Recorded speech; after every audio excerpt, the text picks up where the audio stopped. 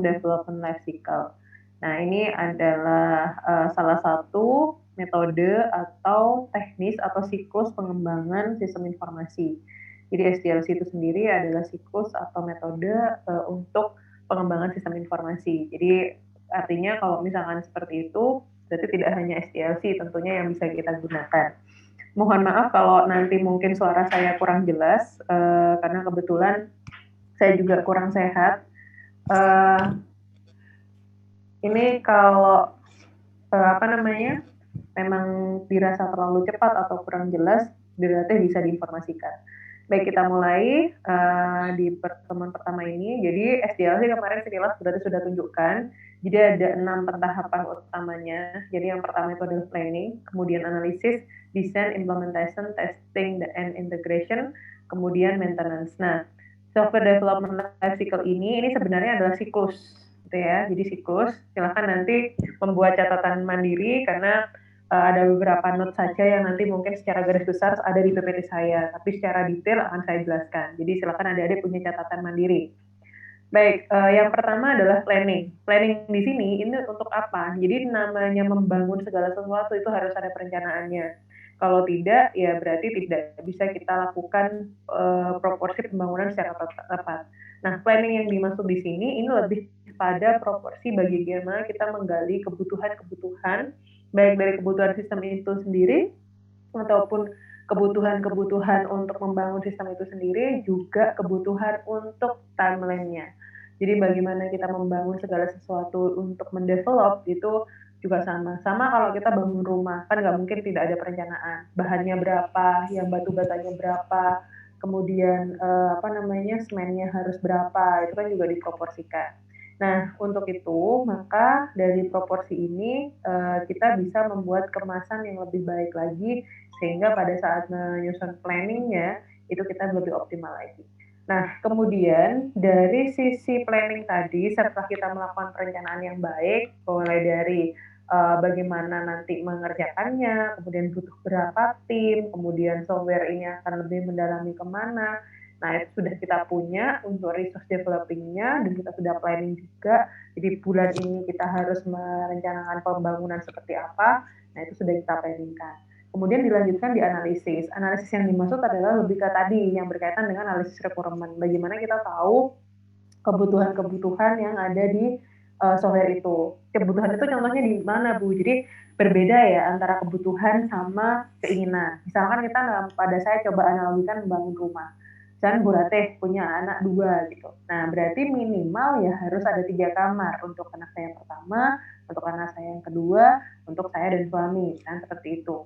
Nah, maka itu adalah kebutuhan. Tapi kalau keinginan saya punya kamar sendiri, suami punya kamar sendiri, anak-anak punya kamar sendiri, itu kan keinginan. Maka keinginan dari konsumen itu harus kita terjemahkan menjadi sebuah proporsi kebutuhan. Maka harus dikaji dulu, harus ada analisis dulu. Apakah hanya seperti contoh di kamar itu? Enggak. Ini lebih pada proporsi bagaimana sistem itu bisa memenuhi kebutuhannya mereka. Contoh konkretnya, misalkan satu klien itu dia berbisnis di bidang retail ya, penjualan misalkan.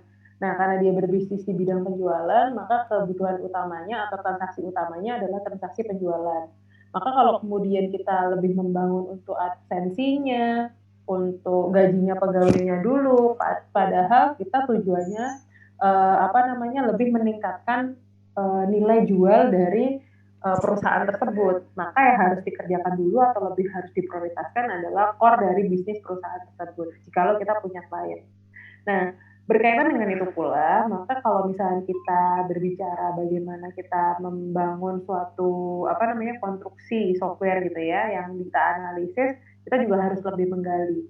Bu, kan kita bisa aja feeling, kan saya kalau tahu tuh penjualan pasti butuhannya untuk modal, untuk ini, bahwa harus ada barangnya dulu gitu.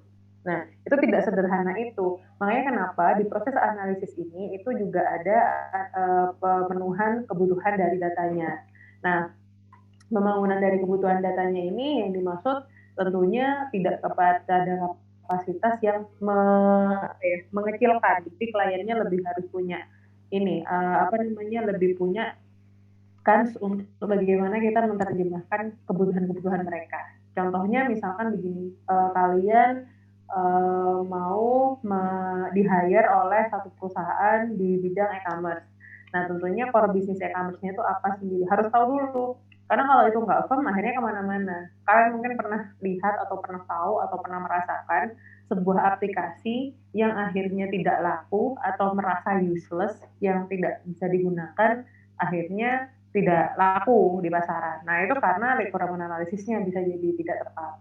Misalkan saja kalian punya usaha di rumah orang tuanya dan sebagainya, membeli software tentang penjualan gitu. Ternyata kok ini nih nggak bisa tahu laba rugi perharinya atau kok nggak bisa ngeprint nota gitu. Nah itu seperti itu bisa jadi karena proses analisis requirement-nya salah. Sehingga di dalam dunia industri tentunya orang yang memahami konseptual SDLC ini mulai dari planning, analisis, desain dan seterusnya itu harus juga punya pemahaman. Sehingga kita sebagai mahasiswa IT itu tidak hanya bisa code saja atau bisa mendesain saja, tapi langkah pertamanya ternyata sebelum pada saat kita membuat aplikasi kita harus membuat planning dulu, terus kemudian kita harus menganalisis kebutuhannya seperti apa. Ini seperti remeh, tapi kalau sampai salah gitu ya, maka yang terjadi adalah satu, tidak user friendly, kedua useless, maka aplikasi yang sudah dibangun akhirnya tidak digunakan. Ketiga, tidak punya nilai value sebagai produk. Nah, maka tentunya kan kalian nggak mau sebagai seorang programmer udah susah-susah mengerjakan code-nya, membuat implementasinya, ternyata tidak digunakan oleh kliennya. Ya, kalau mungkin sekarang kalian membuat aplikasi lebih untuk mengerjakan tugas. Tapi apa kabar nanti kalau sudah di dunia industri? Tentunya kan kalian ingin mendapat atau menghasilkan produk yang memang layak jual, punya nilai value. Maka Deeply harus latih diri bagaimana melakukan analisis requirement. Di semester ini, kalian tuh sebenarnya akan dilatih juga di mata kuliah workshop pengembangan perangkat lunak. Nah, di mata kuliah workshop pengembangan perangkat lunak itu kan juga diajarkan bagaimana cara mengembangkan perangkat lunaknya. Nah, salah satunya bisa menggunakan sistem development tactical ini, di mana kita juga harus melakukan planning, analisis, dan seterusnya. Kemudian di poin yang ketiga, yaitu desain. Nah, desain ini lebih pada proporsi membuat desain sistem, desain softwarenya, desain hardwarenya, bagaimana kita membuat kerangka. Jadi misalkan software ini e-commerce, tentunya harus tahu kliennya di mana, servernya berapa, kebutuhan kliennya ini harus dipolakan pakai topologi apa, itu juga harus dikemas di desainnya. Kemudian satu fitur ini flowchart-nya seperti apa, dibuat desainnya. Flowchart itu kan juga salah satu cara kita melakukan desain dari sebuah algoritma. Kemudian membuat desain sistem. Nah, di semester ini di mata kuliah permodalan sistem informasi nanti kalian dengan Bu Sinta dan saya akan banyak belajar bagaimana membuat desain sistem. Nanti kita akan belajar yang namanya DFD, akan belajar yang namanya UML.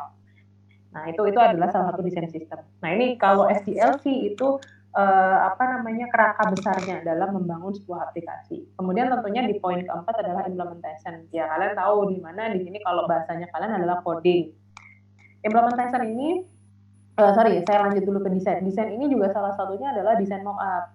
Jadi desain itu juga termasuk tidak hanya desain sistem atau desain hardware-nya atau desain dari sistemnya atau software-nya itu sendiri, tapi desain dari tampilan baik front end maupun back end-nya itu seperti apa. Itu juga dikerjakan di fase atau siklus yang ketiga. Nah, baru pada saat implementation itu adalah mengintegrasikan semua desain itu dalam bentuk implementasi atau bahasa yang mungkin kalian bisa mudah diterjemahkan adalah mulai nge-code nih, mulai coding itu di siklus keempat. Nah, setelah dilakukan implementation, mungkin ada dari satu tim itu ya kalau mengerjakan software besar, bisa jadi yang mengerjakan master siapa, yang transaksional siapa, yang report siapa. Nah, kemudian diintegrasikan, nah tentunya ada siklus yang namanya testing. Diuji coba dulu, udah jadi gitu. Terus kemudian langsung di launching ke pelanggan ya Bu, enggak, tapi harus ada yang namanya software testing. Insya Allah di semester 5 kalau berarti tidak salah, Anda akan diajarkan mengenai software testing itu sendiri. Itu lebih detail sendiri, satu semester sendiri. Tapi tujuannya harus tahu. Tujuannya adalah agar pada saat sebelum di launching, user itu sudah firm. Nah, yang di testing apa? Yang pertama usability, cara penggunaannya ya. Tentunya ini tepat nggak ya tombol ini ada di sini, memudahkan user nggak dan sebagainya. Terus itu dari sisi tampilan, dari sisi efektivitas. Ini kalau menginputkan ternyata outputnya berbeda. Nah, outputnya ternyata tidak sesuai dengan kebutuhan yang tadi sudah dinarasikan di fase kedua, maka harus dilakukan perbaikan. Kemudian diperbaiki, dikembali ke ke proses implementation. Jadi testing di sini itu overall dari sebuah siklus pemetaan softwarenya, termasuk sampai ke testing hardwarenya pada saat sudah dilakukan installing. Jadi pada saat sudah mencoba diinstal di perangkatnya, misalnya kalau mobile ya berarti di mobile phone, kemudian kalau desktop ya berarti di PC, kalau kemudian web berarti di launching ke cloud sudah sampai sejauh mana penggunaan dan implementasinya.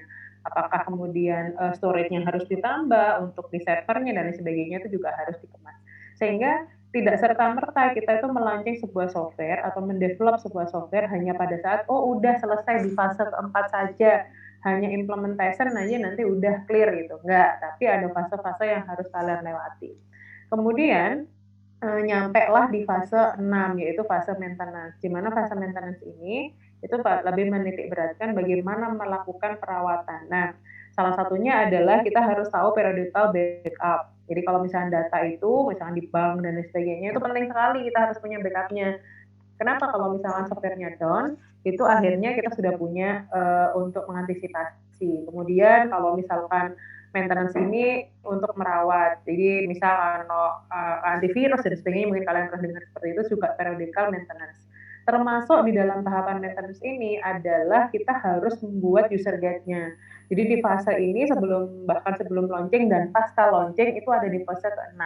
Nah, kemudian kenapa ini berputar lagi, Bu? Tentunya sebuah software atau sistem informasi, ini yang harus kalian tahu adalah sistem atau software yang baik atau yang punya kualitas baik adalah software atau sistem informasi yang bisa dikembangkan.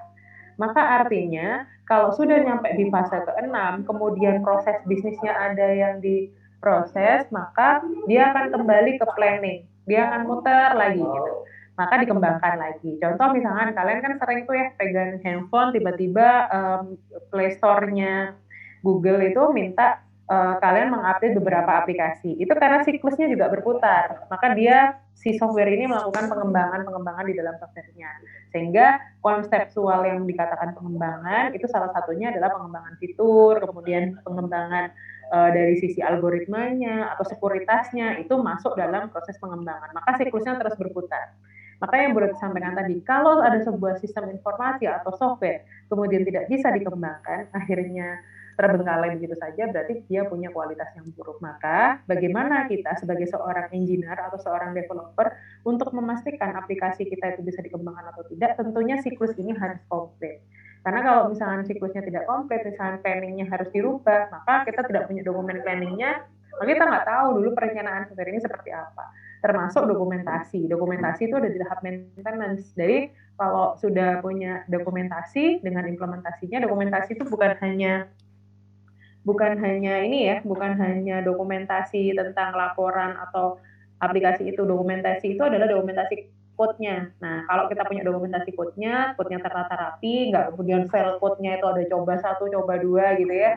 Itu kita nggak tahu ini isinya code-nya misalkan untuk ngambil transaksi A gitu. Itu ngambilnya dari mana kalau coba 1, coba 2 itu kan nggak tahu. Jadi rapi, penamaan rapi, labeling rapi, nama tabel rapi, database-nya juga rapi, kemudian menjaga sekali constraint-constraint yang di database-nya, kemudian tipe-tipe datanya juga sesuai, maka semakin kita memenuhi dari standarisasi syarat-syarat baik dari database, kemudian code-nya, algoritmanya, proses analisisnya, desainnya, itu kita akan memudahkan diri kita sendiri untuk mengembangkan software atau sistem tersebut. Sehingga siklus SDLC-nya terus berputar. Catatan yang paling penting adalah semua siklus ini harus kita pahami. Sehingga pada saat pelaksanaan kita tidak kemudian, mau buat aplikasi ini langsung ngoding aja tanpa perencanaan. Akhirnya malah error-error atau munculkan bug atau kemudian tidak sesuai dengan kebutuhan konsumen. Jadi kita hindarkan itu sehingga bisa kita lebih optimal lagi dalam pengembangannya.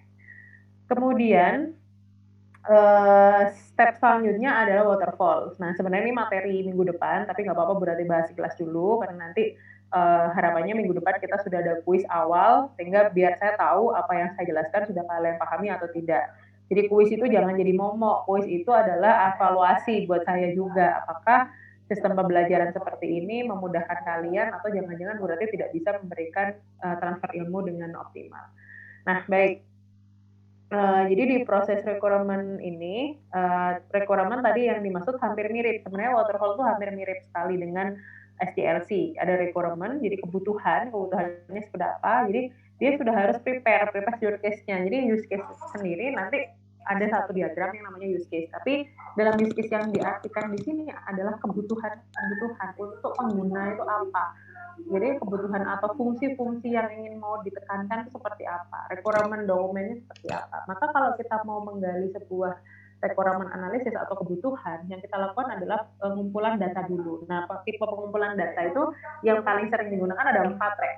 Yang pertama wawancara, kedua adalah observasi, ketiga kuesioner, 4 itu dokumentasi. Nah, misalkan contoh yang saya mau wawancara dulu, ya wawancara ya tentunya kepada pihak-pihak yang berkaitan. Misalkan kalian mau bahas dengan informasi perpustakaan, tidak harus kalian harus berkomunikasi hanya dengan kepala perpusnya. Justru kadang-kala kita akan mendapatkan kebutuhan-kebutuhan yang lebih detail dan lebih teknis ke orang-orang yang sebagai pelaksana. Jadi orang yang bertugas dalam bertanggung jawab untuk simpan pinjam itu juga diwawancarai. Jadi kalian harus tahu bagaimana detail dari teknis pekerjaannya mereka, sehingga ya wawancara juga, jadikan mereka narasumber juga gitu untuk lebih mendetailkan requirement dari dokumentasi kalian. Nah, dari orang-orang yang diwawancara itu bisa jadi kalian akan mendapatkan informasi-informasi. Nah, salah satunya adalah mereka akan menunjukkan bagaimana mereka melakukan satu transaksional itu. Misalkan kalian datang tuh ke petugas perpustakaan, terus kalian wawancara selama ini bagaimana cara peminjaman, kemudian tanggung jawabnya seperti apa dan lain seperti apa. Nah, pasti mereka sambil memberikan jawaban, mereka juga akan menunjukkan bagaimana tata cara seorang mahasiswa itu atau seorang siswa itu dalam melakukan peminjaman di softwarenya, sehingga kita juga secara otomatis melakukan observasi. Kemudian di samping itu kita juga sekalian aja untuk menggali dokumen-dokumen yang berkaitan. Contoh misalkan di perpustakaan itu ada kartu gitu ya, kartu yang misalkan untuk peminjaman. Nah, kartu itu kartu yang dipinjam itu terdiri dari kolom apa saja. Oh, dia butuh NIM. Oh, dia butuh program studi. Nah, itu bisa ngasih gambaran. Yang kartu-kartu ini itu yang dimaksud adalah dokumentasi. Jadi kalau kuesioner ya kalian tahu nyebar kuesioner kalau yang kalian mau wawancarai memang orang yang lebih banyak, sehingga proses pengumpulan data dengan 4 elemen tadi itu terpenuhi. Jadi satu wawancara ya jelas narasumbernya, kemudian teknis penyelesaian apa yang mau digali itu harus jelas, narasumbernya siapa, kemudian apa yang mau diwawancarakan, menyusun daftar pertanyaan, seperti itu kalian pasti sudah paham. Kemudian observasi, mengamati bagaimana langkah kerja selama ini, atau nggak harus yang diamati itu tidak harus orangnya, tapi proses bisnisnya. Nah, observasi biasanya kalau berarti juga menyarankan riset kompetitor. Jadi yang diamati itu bukan hanya misalnya, kalau misalnya di perpustakaan, saya mau membuat perpustakaannya Pol DJ, saya akan melakukan pengamatan di situ saja. Enggak, tapi kalian bisa melakukan pengamatan di perpus dari perguruan tinggi yang lain misalkan. Jadi sekaligus riset kompetitor. Jadi melakukan kajian tentang kompetitornya yang lain seperti apa. Oh, jangan-jangan lebih canggih Poli J dibandingkan Unmu misalkan. Oh, tuh jangan-jangan Unmunya yang jauh lebih bagus. Jadi itu bisa jadikan referensi. Sehingga catatan-catatan itu adalah merupakan catatan requirement analisis.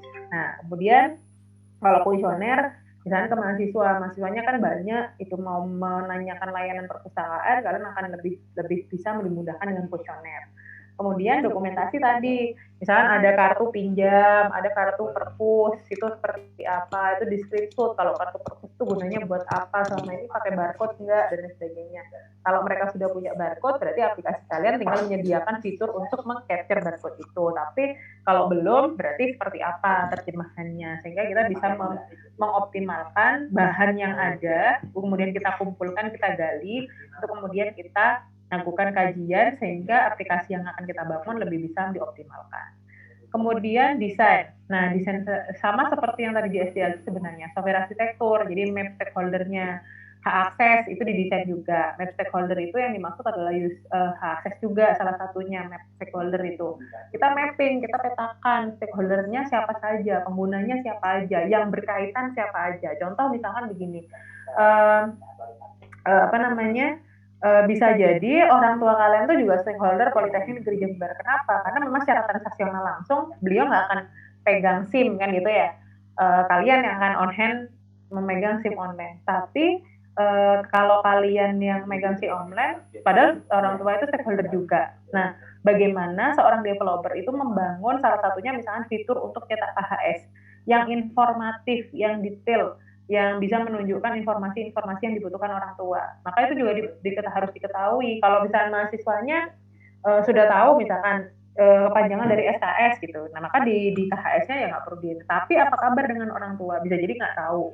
Atau misalkan tabel dari KHS-nya hanya nulis KHS gitu. Kalau mahasiswa tahu bahwa itu kartu hasil studi, tapi orang tua tidak. Maka hal-hal yang sekecil itu juga harus kita mapkan. Maka orang yang tidak secara personal apa namanya langsung mengeksekusi software itu tapi terdampak juga itu harus kita mappingkan siapa orang-orang itu. Nah, kebutuhannya seperti apa? Informasi-informasi yang kemudian mungkin bisa jadi apa namanya harus kita berikan seperti apa aja. Contohnya tadi itu di SIM online dalam stakeholdernya orang tua. Kemudian implementation, jadi konstruksi dari softwarenya dan data storage retrieval-nya. Retrieval itu penggalian atau penambangannya. Nah, implementation di sini kalau tadi berarti sudah sampaikan bahwa ini lebih berbicara bagaimana code-nya, bagaimana mengkonstruksikan softwarenya. Ini mulai dari desainnya, kemudian sampai code-nya, kemudian sampai database-nya, integrasinya sampai apa, itu tahapan fase ketiga. Verification itu lebih melakukan instalasi dan tes juga debug.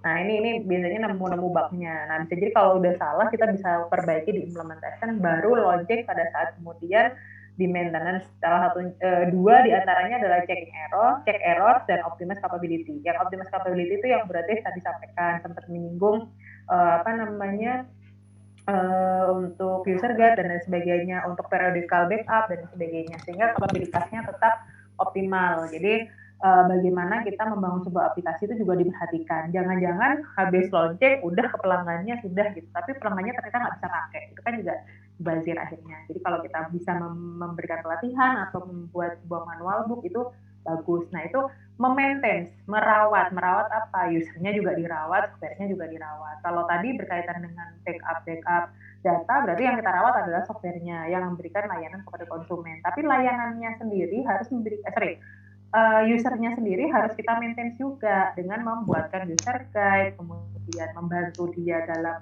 memberikan pelatihan sebelum launching dan sebagainya. Itu juga harus dipikirkan. Pertanyaannya, apa bedanya waterfall dengan SDLC? Tadi sekilas SDLC punya 6 fase, kemudian waterfall itu punya 5 fase. Sebenarnya SDLC dan waterfall itu beberapa ahli mengatakan sama. Ada beberapa ahli yang mengatakan berbeda. Kalau saya bisa menyimpulkan, waterfall itu adalah part of-nya dari SDLC. Kenapa? Karena di dalam SDLC itu planning itu juga dilakukan, analisis juga dilakukan, desain dan implementation. Jadi sering sekali waterfall itu adalah keterjemahan yang berbeda dari sudut pandang SDLC. Jadi kalau ada yang mengatakan, Bu, apakah boleh saya mengatakan sama? Bisa jadi, karena kalau himpunan semestanya itu waterfall ada di dalam siklus di dalam SDLC-nya. Sehingga banyak sekali ahli yang mengatakan sama. Nah, kapan kita akan menggunakan SDLC, kapan kita menggunakan waterfall. Jadi pada proporsinya tipe dari dua metode ini itu untuk proyek-proyek besar biasanya, proyek-proyek besar. Nah, ada beberapa orang juga yang mengatakan ini adalah metode konvensional, sudah nggak zamani gitu ya, sudah tidak layak digunakan karena dia pentahapannya lama untuk kemudian launching. Mungkin pernah dengar seperti itu. Saya antara sepakat dan tidak sepakat. Jadi kalau penjual konvensional memang dibandingkan Scrum atau metode-metode agile yang lain itu dia memang lebih sama di launching atau ditemukan. Tapi bisa jadi justru kadangkala untuk proyek-proyek tertentu, untuk proyek-proyek besar yang memang membutuhkan tim yang besar juga, itu masih kita butuhkan. Atau orang-orang yang memang belum terbiasa untuk menggunakan agile atau scrum-nya, itu juga bisa digunakan. Sehingga pertanyaannya kalau kapan waterfall itu akan digunakan tergantung proyek. Proyek yang seperti apa? Kalau proyeknya itu membutuhkan report per tahapan, jadi misalnya ini, kalian bekerja sama dengan satu perusahaan itu membutuhkan sekali di tiap tahapannya kalian report, maka ini baik untuk kalian gunakan. Jadi ada requirement direportkan, kemudian buat desain masih direpotkan lagi, implementasinya direpotkan. Untuk tipe-tipe project atau pengembangan developing system IS atau information system seperti itu masih bisa saya rasa. Ya walaupun untuk kebutuhan-kebutuhan aplikasi yang saat ini lagi ya memang sudah ketinggalan zaman. Tapi untuk beberapa project masih bisa dimaksimalkan.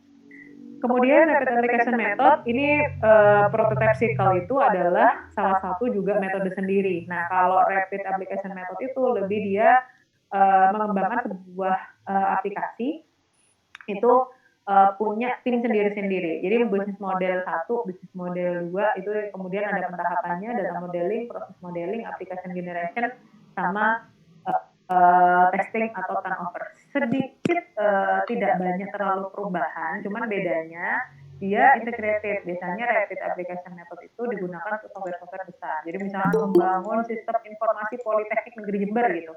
Ada yang khusus untuk jurusan, ada yang khusus untuk keuangan, ada yang khusus untuk ini. Nah, habis itu diintegrasikan, itu biasanya menggunakan tipe-tipe untuk pengembangan metode seperti ini. Pada konstruksinya sebenarnya mirip-mirip gitu ya. Jadi kalau bisnis modeling ini lebih bicara bagaimana bisnis dari tim aplikasi itu yang lebih dioptimalkan. Nah, kalau kita bicara bisnis itu sebenarnya kita juga bicara kebutuhan sebuah software. Nah, ini yang juga harus kalian tahu bahwa kita membangun sebuah aplikasi secara tadi di awal baru sudah bilang harus tahu nilai value atau core bisnisnya kan gitu ya. Dan sebelum melakukan analisis requirement harus tahu core bisnisnya apa. Kalau core bisnisnya retail ya berarti core bisnisnya adalah penjualan. Kalau rental ya berarti persewaan. Kalau inventory berarti pergudangan. Kalau misalkan dia seperti Politeknik Jember, core bisnis utamanya adalah tridharma, pengajaran, penelitian, dan pengabdian. Sehingga harus lebih dioptimalkan pengembangan aplikasinya ke sana. Sehingga akan matur gitu. Kalau misalkan sebuah perusahaan kita juga bisa memetakan bisnis modelingnya, juga tidak semata-mata ini biar gampang lah kita ngerjakan webnya dulu gitu. Jangan-jangan belum butuh ke situ tapi lebih urgent nggak sana. Kenapa bisnis modeling ini juga harus kita lebih detailkan? Karena pada saat kita mengembangkan aplikasi, terus kemudian kita tidak tahu value bisnis di aplikasi tersebut, maka yang terjadi adalah aplikasi itu akan useless gitu. Nah, maka apa yang terjadi lagi ya rugi perusahaannya. Sedangkan kalau kita jadi seorang developer itu pengennya developer itu membantu pengembangan bisnisnya, bukan malah membuat aplikasi yang memang tidak bisa digunakan. Sehingga pada saat kita mengembangkan aplikasi ya kita harus juga tahu core bisnisnya apa. Bagaimana Bu? Ya harus dilatih. Jadi dilatih untuk lebih banyak memahami core bisnis satu perusahaan yang kita kelola. Jadi yang akan kita developing aplikasinya. Jadi kalau tadi saya contohkan perusahaan kecil ya UMKM misalnya gitu jualan apa gitu ya, itu harus tahu. Oh kalau UMKM misalkan kalian mau membuat aplikasi untuk UMKM oleh-oleh, berarti core bisnisnya oleh-oleh.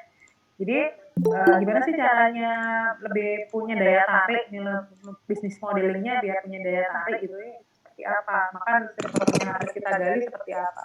Misalkan kita harus gali juga di dinas pariwisata, kita harus gali narasumber di sana. Itu orang-orang tipe pariwisatanya di daerah Jember itu oleh-olehnya lebih nyaman makanan atau bukan gitu. Jadi kalau misalkan saya berarti itu pelayanan di Magetan, kalau orang ke sana itu orang akan lebih banyak memvaluekan dirinya bahwa oleh-oleh di Magetan itu adalah sepatu sandal kulit. Tapi kalau di Malang apa? Dan tahu nggak kira-kira buahnya atau sekarang bunga? Nah itu. Jadi itu harus tahu bisnis value-nya di satu tempat itu seperti apa. Bahkan di bisnis itu arahnya mau kemana. Jadi kalau misalkan kita ke mana lagi ke Surabaya, dia akan lebih oleh-olehnya adalah shopping mall gitu ya. Jadi nggak ke hal-hal yang seperti ada di Malang, nyari buah di Surabaya ya adanya yang di pinggir jalan yang jualan itu atau di mallnya. Tapi kalau di Malang petik langsung, nah gitu. Nah itu kita sebagai seorang developer harus memperhatikan hal-hal seperti itu juga. Maka di pemetaan aplikasi-aplikasi itu tidak kemudian tadi itu sebagai seorang developer itu kita tidak bisa hanya menyampaikan diri kita adalah sebagai seorang programmer. Programmer itu salah satu bagian sebagai seorang developer. Jadi developer itu harus komplit track. Jadi nanti di semester 5 itu kalian pencapaian terakhir sebagai orang belajar lagi jadi developer. Kenapa berarti bilang di semester 5? Karena semester 5 itu ada mata kuliah proyek sistem informasi. Kita ketemu sama saya lagi. Nah, di situ kalian akan punya maturity sebagai seorang developer. Yang pertama kalian harus bisa menganalisis kebutuhan baik pasar maupun kebutuhan perusahaan itu sendiri. Kemudian kalian harus bisa melakukan desain. Jadi menerjemahkan dari kebutuhan tadi diterjemahkan ke dalam bentuk desain. Nah, itu seperti apa sih aplikasi yang diinginkan oleh konsumen gitu ya. Itu bisa diaturkan ke sana. Terus kemudian apa namanya kalau misalkan ini seperti ini desainnya sudah seperti ini, implementasinya seperti apa? Apakah memudahkan nggak desain apa aplikasinya? Desain apa namanya pick atau frame-nya atau form-nya itu sudah memudahkan nggak kepada user? Oh tombolnya harus seperti ini dan sebagainya. Itu developer. Jadi developer itu pakai komplit. Jadi seorang analis itu developer, seorang programmer itu developer, desainer itu developer. Maka kalau kalian banyak lihat di YouTube-nya orang yang menampilkan dirinya developer, salah satu orang yang mengatakan dirinya developer adalah seorang programmer atau seorang desain grafis itu juga developer. Jadi sebenarnya kita pelajari di tips sebisa mungkin ya pakai komplit gitu. Kalian udah bisa belajar mengenai mobile developer, web developer, kemudian analis developer, itu sebisa mungkin kita penuhi. Walaupun kita lebih fokus ke banyak ke software atau senior dari programming. Jadi kita kan punya 4 profil lulusan. Yang pertama senior programmer, web developer, database administrator, sama product business owner. Jadi harapannya dari apa yang kita pelajari di kurikulum kita itu bisa menghasilkan 4 kompetensi itu. Nah, maka kalau kita bicara developer, ya kita harus tahu tidak hanya bisa code aja, Bu, saya tuh developer, Bu. Gimana tuh? Iya, karena saya ngoding ini sama merem gitu. Merem aja bisa langsung jadi aplikasinya. Nggak begitu juga. Tapi kalian juga harus tahu bagaimana menganalisis kebutuhan. Jadi kalau yang sekarang lemah dari sisi coding, jangan berkecil hati, tetap belajar, tetap tidak kemudian tidak berlatih, karena coding itu kan sebenarnya bahasa pemrograman ya intinya ya. Bahasa pemrograman itu sama seperti kalau kalian belajar bahasa Inggris. Kalau kalian jarang melakukan conversation atau melatih diri ya, berarti juga bisa menjamin bahwa saya pun kalau nggak banyak berlatih gitu ya bahasa Inggrisnya juga nggak ini. Saya juga demikian, bahasa pemrograman itu harus banyak dilatih. Jadi biar kita lebih biasa lagi. Jadi jangan dihafal, tapi dipahami, dicoba, digunakan, dilatih dirinya untuk kemudian bisa membangun sebuah aplikasi. Termasuk melatih bagaimana kita membuat desain-desain. Itu jangan hanya karena ada tugas saja mengerjakan. Saran saya, pedalam kompetensi kalian di luar jam kuliah atau di luar tugas. Ya memang harus punya manajemen energi, tidak hanya punya manajemen waktu. Dulu pada saat saya kuliah pun kalau hanya mengandalkan tugas kuliah ya berarti nggak bisa jadi developer gitu ya. Jadi ya tetap harus mengoptimalkan diri. Nah ini yang mungkin kemarin di semester 1-2 teman-teman sudah sempat mendengar dan sudah menggunakan bahwanya ada namanya Scrum. Nah kalau Scrum ini yang lebih banyak sering sekarang digunakan karena kecepatan dari developingnya. Jadi nanti di akhir semester kita akan deeply mempelajari lebih dalam lagi. Kemudian nanti ada yang juga mempelajari bagaimana pentahapannya. Jadi Scrum itu punya namanya event-eventnya, ada sprint planning, sprint backlog, sprint backlog itu artefaknya, kemudian ada sprint review, ada sprint retrospective eventnya. Nah, artefaknya nanti ada product backlog item, ada task itu, terus nanti berbagai macam yang bisa kita optimalkan. Kebetulan Anda cukup harus banyak beruntung karena Scrum ini sudah integration dengan kurikulum kita. Jadi di mata kuliah workshop PPL itu sudah terintegrasi dengan Scrum sehingga keterbaruannya akan bisa dimanfaatkan. Karena sekarang ini industri software development baik di startup maupun di software house itu hampir semua menggunakan Scrum atau Agile Scrum. Kenapa? Karena memang peruntukannya memang lebih cepat. Cepatnya itu gimana, Bu? Jadi kebutuhan untuk segera menyelesaikan rilis gitu ya kepada konsumen itu tinggi. Ya sama seperti yang contohkan tadi. Kalau kalian tiba-tiba di handphone tiba-tiba Play Store itu meminta kalian update, itu jangan dikira baru 1-2 hari yang lalu mereka merencanakan dan mengimplementasikan. Saat ini gitu ya, WhatsApp udah punya fitur yang akan di launching 3 hari ke depan atau perubahan update-nya misalnya seperti itu sudah punya. Facebook juga demikian. Bukalapak, Tokopedia atau apapun yang ada di handphone kalian itu rata-rata juga semua seperti itu.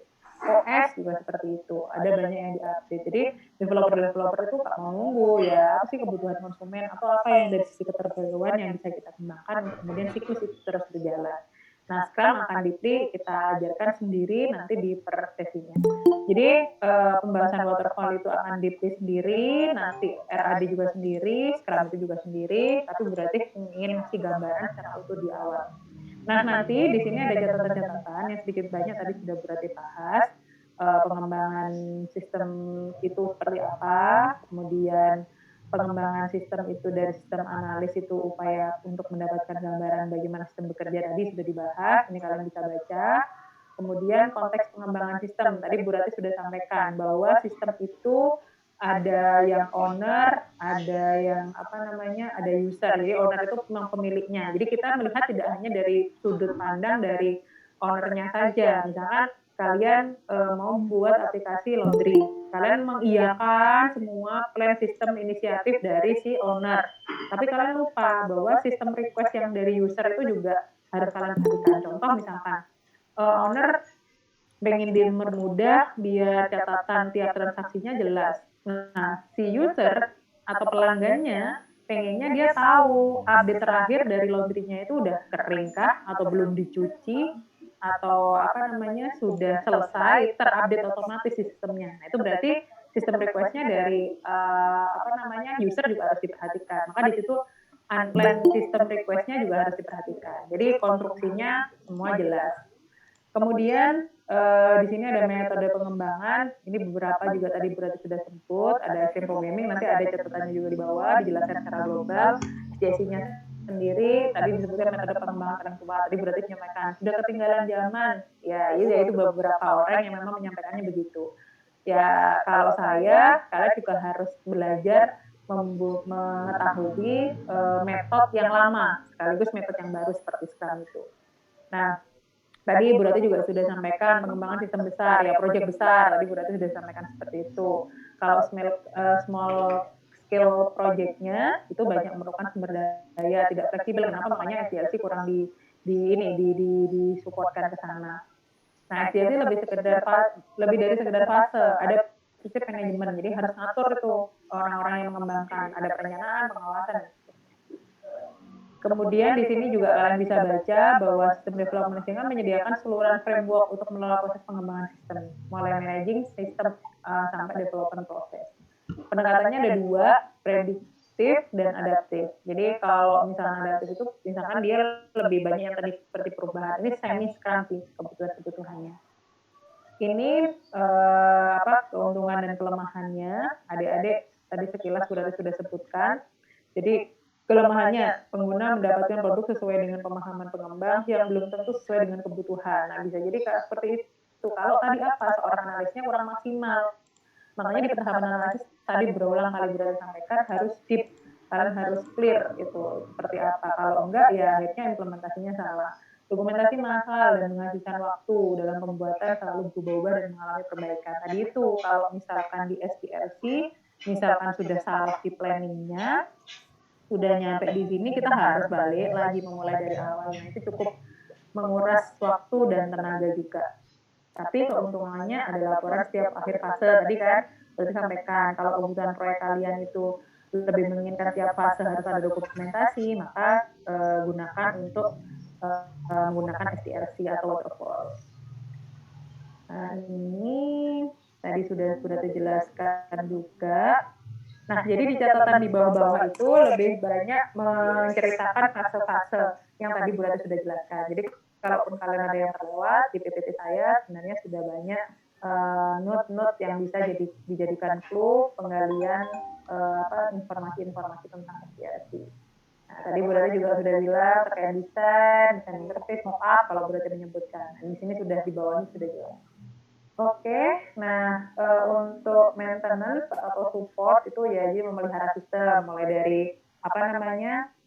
backup, memperbaiki sistem caranya seperti apa, kemudian menggunakan di helpdesk, ada pelatihan juga itu bisa dimasukkan. Ini penjelasannya secara detail, definisinya, produk atau deliverable-nya. Nah, ini bedanya membangun dan membeli. Jadi kalau membangun fase desain lebih level rendah, mengembangkan spesifikasi user interface, database dan aturan bisnis. Jadi pengembangan. Nah, fase implementasi itu pengkodean. Tapi kalau membeli, menilai dan memilih semua pilihan konfigurasi yang ada dan mengembangkan spesifik yang dibutuhkan ditambahkan dengan paket yang diberikan. Yang dibeli, sorry. Kemudian untuk fase implementasi mengkonfigurasikan dan melakukan pengujian terhadap konfigurasi yang telah dilakukan. Jadi aktivitas pada fase desain dan implementasi akan sangat berbeda antara mengembangkan sistem dengan cara membangun sistem dan membeli paket perangkat lunak yang sudah ada. Jadi contohnya begini, Rek. Ada paket perangkat lunak yang sudah dibangun terlebih dahulu oleh seorang developer yang memang bisa digunakan untuk satu tipe-tipe business value yang general. Contoh, misalkan namanya restoran, kasirnya itu pasti sama atau mirip-mirip. Nah, kita misalnya sebagai seorang developer jualannya adalah membeli gitu, pengembangan untuk membeli paket perangkat lunaknya. Maka kita berarti jualan aplikasi yang sudah kita paket dan orang di restoran itu sudah membeli secara paket. Tapi kalau kita mendevelop, kita harus rigid sesuai dengan apa yang memang diterjemahkan dari si restoran itu. Itu jadi maksudnya begitu. Jadi kalau paket perangkat lunak atau software yang tidak custom, itu kita jualan paket aplikasinya. Nah, kalau misalkan yang membangun aplikasi sendiri mulai dari awal itu ya berarti kita custom sesuai dengan kebutuhan konsumennya. Atau seperti ini misalkan, kalau kalian menggunakan WhatsApp itu berarti kalian mengambil paket perangkat lunak. Tapi misalnya kalian membangun aplikasi untuk untuk chat kalian pribadi, yang kalian fitur hanya ada orang tertentu, kemudian emoticon yang kalian mau sendiri dan sebagainya, itu berarti kalian sedang membangun aplikasi. Berbeda ya dengan pengembangan. Oke, jadi proporsinya begitu. Kemudian di tahapan yang nanti kalian juga bisa baca kalau di pendekatan waterfall itu permasalahannya apa saja. Jadi di waterfall itu nanti di sana juga berarti sudah siapkan isiannya untuk permasalahannya apa saja, kemudian alternatifnya. Nah ini lain yang tradisional waterfall. Jadi kalau yang tadi waterfall dan SDLC dikatakan ketinggalan zaman, nah ini ada contoh-contoh. Nah kalau di kita akan lebih membahas mengenai RAD, agile method, dan ya agile itu salah satunya adalah Scrum. Nanti akan lebih detail ke sana. Nah ini sekilas-sekilas penjelasan mengenai masing-masing metodologinya, itu juga bisa dibaca. Oke. Saya buka sesi tanya jawab. Jika ada yang mau ditanyakan, silahkan ditulis di chat atau langsung menyalakan voice-nya terkait dengan SDLC. Materi yang tadi sudah saya sampaikan, sudah saya share juga di e-learning, jadi teman-teman juga bisa mencoba menyampaikan di sana. Ada yang mau bertanya? Silakan.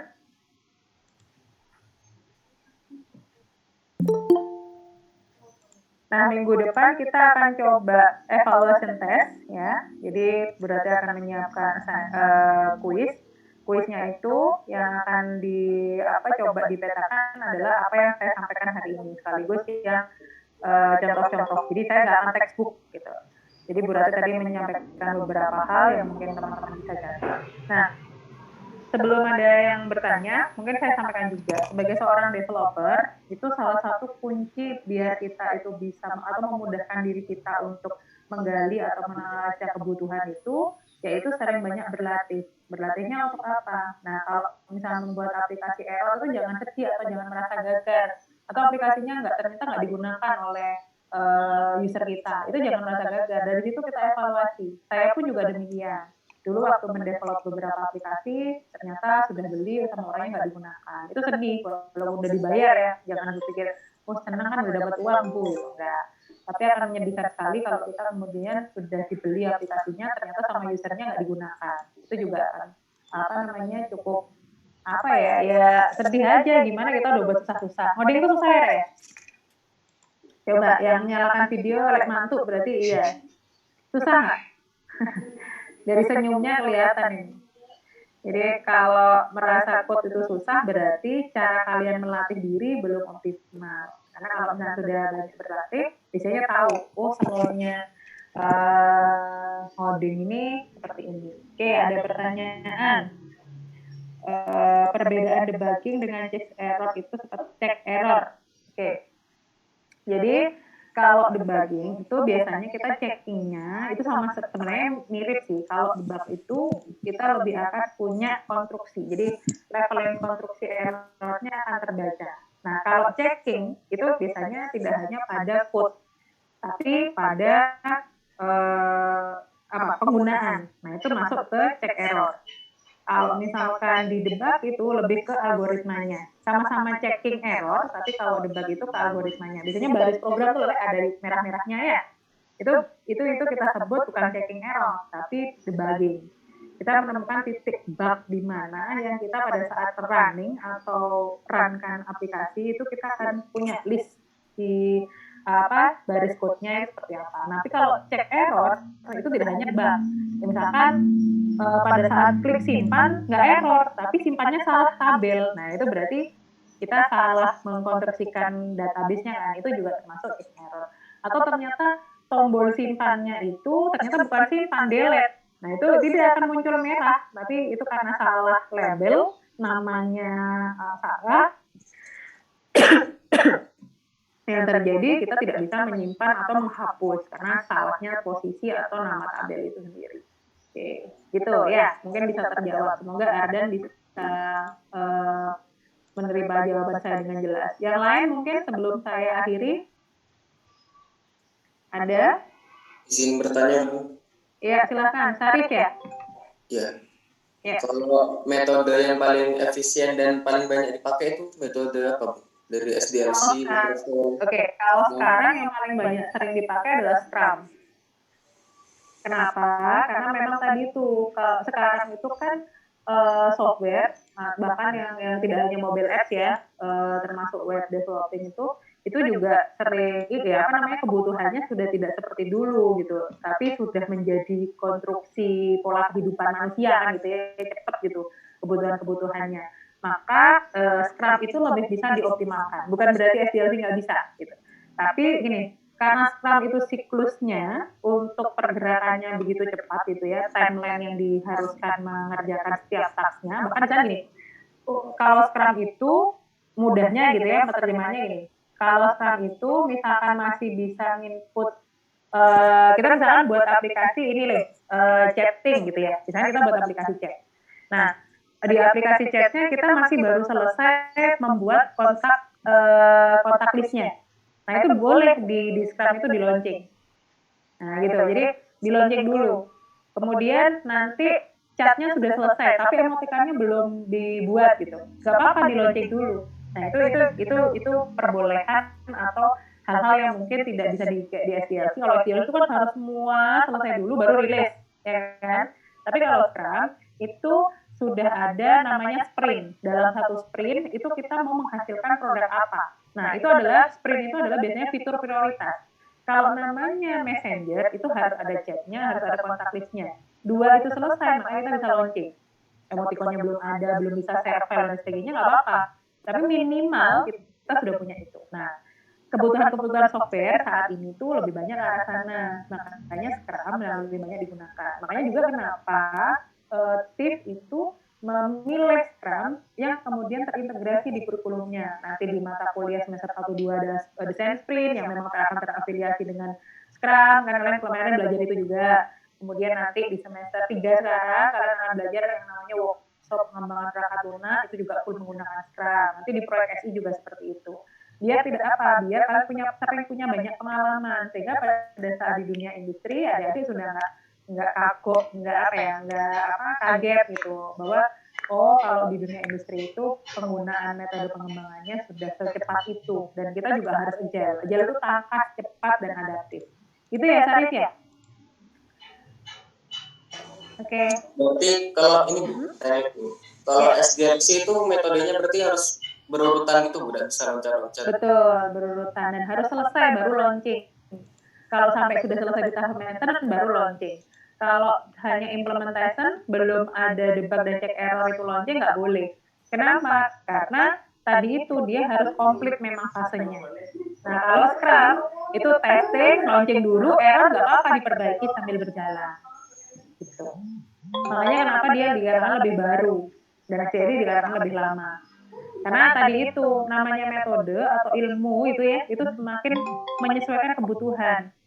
Jadi jangan sampai justru malah ilmunya membuat kita malah ketinggalan zaman. Makanya juga kenapa di kurikulum kita selalu ada pengembangan. Salah satu pengembangannya kita mengincludekan Agile atau Scrum di dalam integration kurikulum kita.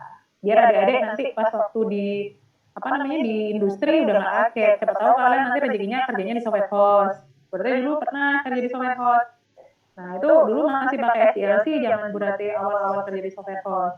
Kenapa ya? Ini proyek-proyeknya ya proyek-proyek yang memang baru launching kalau maintenance sudah final. Nah sekarang salah saya kalau di software house yang memang saya dan teman-teman saya punya itu saat ini programmer-programmer kami itu ya memang harus menggunakan Scrum. Gitu. Nggak sudah jarang kita menggunakan SDLC. Beberapa kali sempat ada satu project yang memang membutuhkan SDLC karena tadi kan berarti sudah jelaskan tiap fase perusahaan itu butuh report.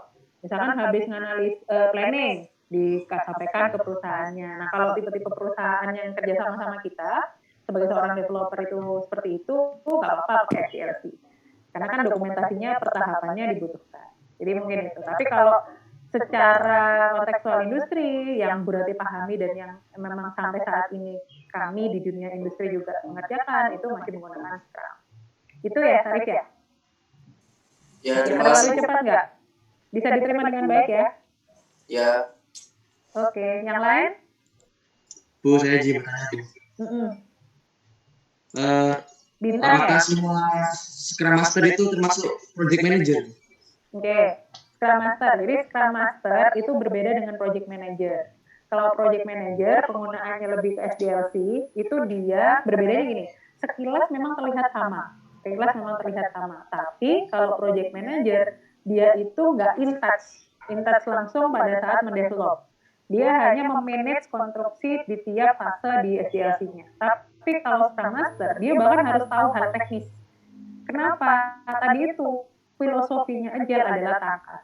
Kalau project manajernya atau Scrum Masternya sendiri itu tidak tahu siklus dalam satu satuannya Scrum itu ada satu titik yang tidak berjalan, maka dia tidak bisa melakukan eksekusi langsung. Bahkan ke hal teknis yang paling sederhana, misalkan di satu task gitu ya, ternyata developernya belum tuntas mengerjakan sehingga tidak optimal. Maka Scrum Master harus menjaminkan dirinya tahu bagaimana mensolusikan.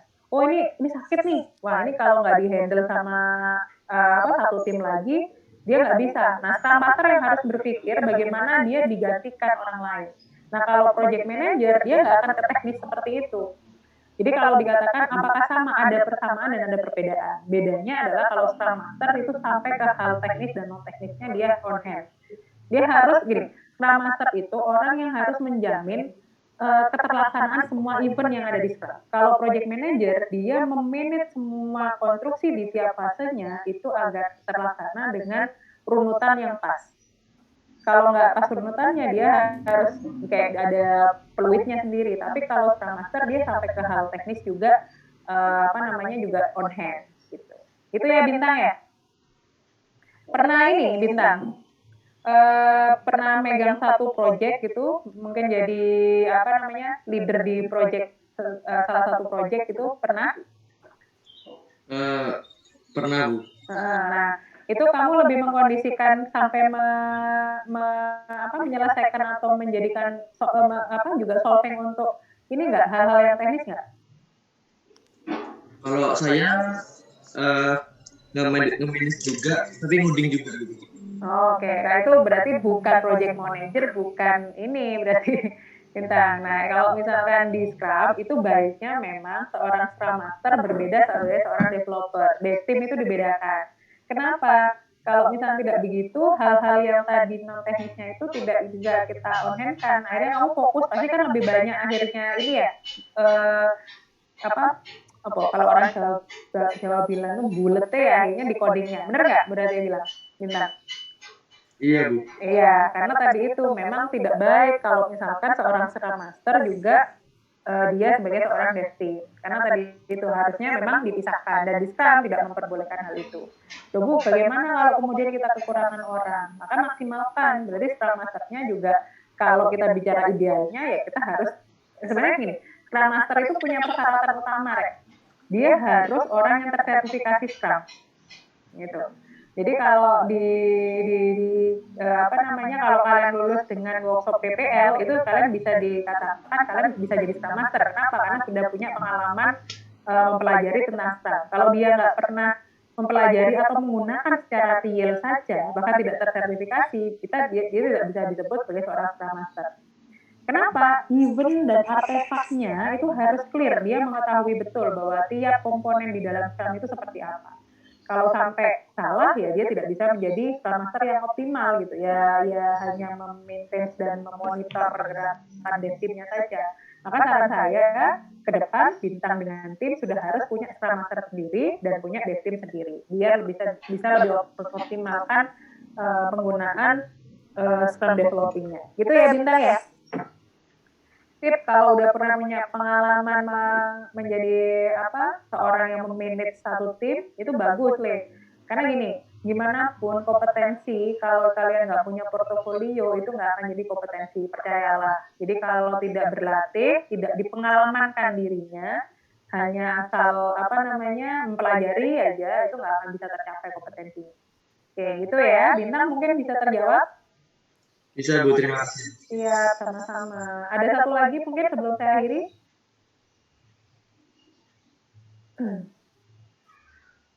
Oke. Kalau tidak ada, berarti mengingatkan lagi jangan lupa absen di e-learning. Nanti kalau mau download materi yang saya sampaikan hari ini, silakan juga di e-learning sudah disediakan. Sekali lagi terima kasih untuk pertemuan hari ini. Tetap semangat. Walaupun di masa pandemi, semoga apa yang kita sudah pelajari hari ini bisa menjadi ilmu yang barokah untuk kita semua. Amin. Saya akhiri dulu ya. Terima kasih untuk pertemuan hari ini sekali lagi. Saya akhiri. Wassalamualaikum warahmatullahi wabarakatuh. Waalaikumsalam.